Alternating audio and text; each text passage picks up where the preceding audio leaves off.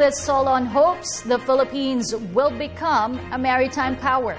Again, here's a report from Freddie Abando. Spain's mighty armada conquered and colonized so many countries in the Americas plus the Philippines in Asia. England's supremacy of the seas led to the expansion of the British Empire in almost every corner of the world. That was then before the rise of the United States as the global naval power in recent history.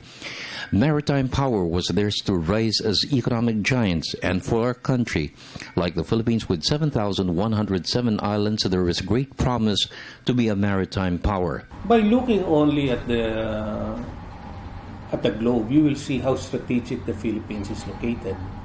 You can see that the West Philippine Seas is between the Philippines and China and other ASEAN countries. And when you look at the eastern, you'll see the Pacific all the way. And the last country there is the Philippines before it reaches Guam, the Marianas, Hawaii, and the United States.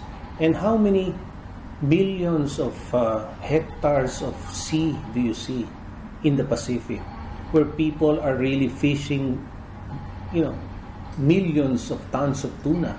And on the western side, the richest, what you call the biodiversity, as they call it.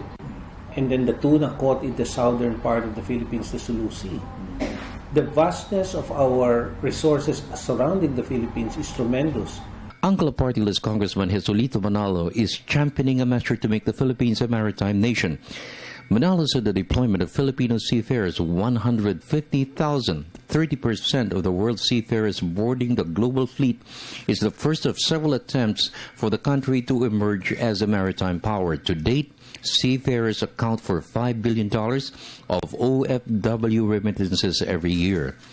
With the expansion of the world fleet with more ships to be deployed in the future, Manalo said it's time to enhance the education and training of world-class seafarers. The Filipinos now occupy responsible positions in any vessel, anywhere in the world. So we are now the nation where a lot of seafarers come from, running these vessels. And truly, when I look at that, the vision is Filipinos are moving the world. That's world trade. Cargoes from one country to another. We're moving these cargoes from the Pacific, Atlantic, other seas, Alaska, south of Australia, all the seas in the world. As a maritime nation, Manalo said it's time to expand the country's shipbuilding industry.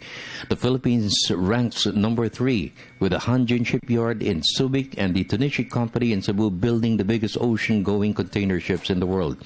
Shipbuilding has contributed to the growth of Japan and South Korea's economy for the past 50 years.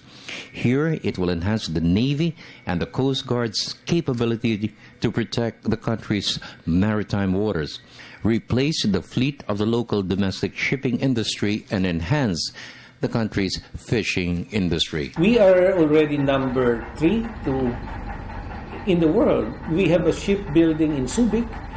The biggest shipbuilder in Cebu is Tunishi, a Japanese company, and they invested 36 billion last year to make it the biggest shipbuilding here in Southeast Asia. It's here in Cebu. And in Cebu, I always say, why don't you visit Tunishi? It employs close to 15,000 Filipinos. For the People's Television Network, this is Freddie Abando reporting.